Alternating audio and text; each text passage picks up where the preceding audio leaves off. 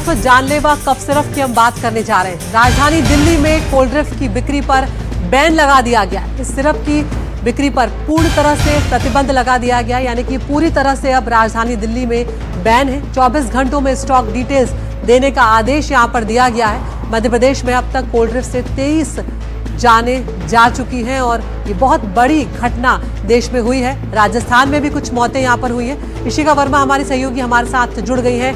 ऋषिका, किस तरह का ये ऑर्डर निकाला गया और ये कैसे सुनिश्चित किया जाएगा ऋषिका कि ये कफ सिरप जो है ये बिल्कुल भी कहीं पर भी ना बिके?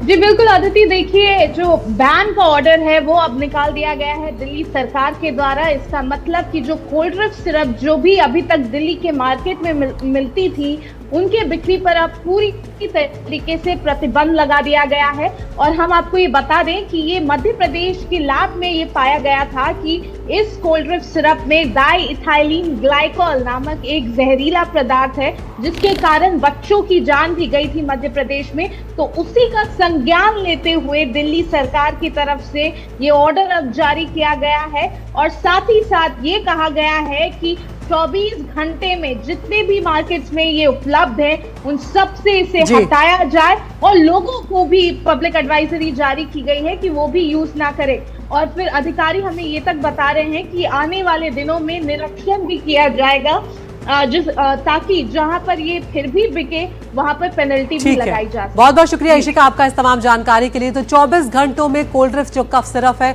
उसके स्टॉक डिटेल्स देने का आदेश दिया गया और पूरी तरह से राजधानी दिल्ली में ये अब बैन है।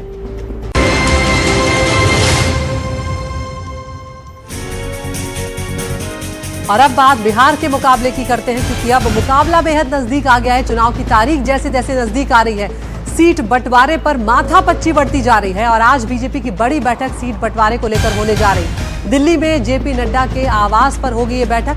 बिहार बीजेपी कोर ग्रुप के नेता इसमें मौजूद रहेंगे। तो बिहार के तमाम बड़े नेता दिल्ली पहुंच चुके हैं, जिसमें बिहार बीजेपी के अध्यक्ष दिलीप जायसवाल हैं, डिप्टी सीएम सम्राट चौधरी हैं, उसके समेत बीजेपी के भी कई बड़े नेता जो हैं वो दिल्ली में पहुंच चुके हैं। रवीश रंजन शुक्ला हमारे सहयोगी हमारे साथ जुड़ गए हैं। रवीश, अब खींचतान लगातार बढ़ती जा रही है। यहाँ पर एनडीए को एकजुट रखना एक अपने आप में बड़ी चुनौती भी साबित हो रहा है और यहाँ पर सीट बंटवारा एक बड़ा सरदर्द देता हुआ नजर आ रहा है।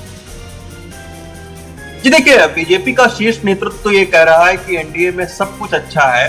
सूत्रों के हवाले से जो खबर यही आ रही है कि चूंकि उपेंद्र कुशवाहा ज्यादा सीट की मांग कर रहे हैं और यही वजह है कि कोर ग्रुप की बैठक से ठीक पहले, इसकी आप ट्वीट की टाइमिंग देखिए उपेंद्र कुशवाहा के, तो कोर ग्रुप के बैठक से ठीक पहले उन्होंने ट्वीट किया है और ये कहा है कि सारी जो खबरें हैं जिसमें कहा जा रहा है कि सब कुछ ठीक है और कुछ दिन में सीट शेयरिंग की घोषणा पटना से होगी, तो ये एक दबाव बनाने की रणनीति है उपेंद्र कुशवाहा की और यही वजह है कि इस तरीके का जो ट्वीट है वो आया है। लेकिन सबको पता है कि जिस तरीके की सीट शेयरिंग का फॉर्मूले की अभी तक बातचीत हुई है, लगभग सब कुछ तय हो चुका है।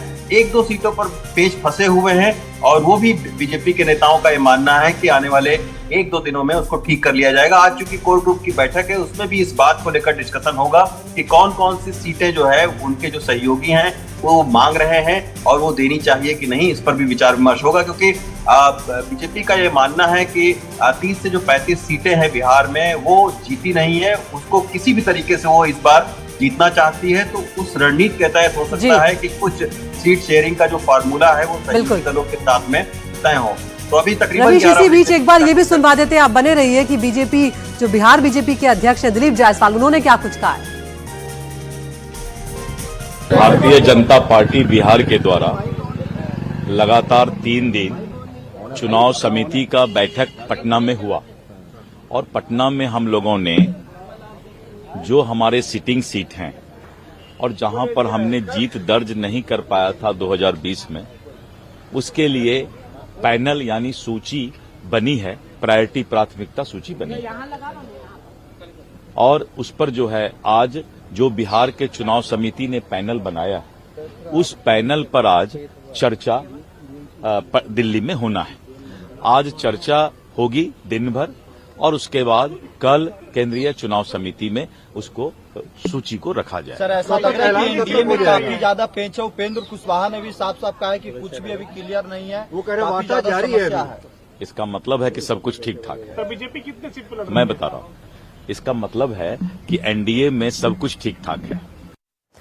तो एनडीए में सब कुछ ठीक ठाक है, ये दिलीप जायसवाल यहां पर कह रहे हैं। लेकिन इधर सीट बंटवारे से पहले विजय सिन्हा का एक बड़ा बयान सामने आया है।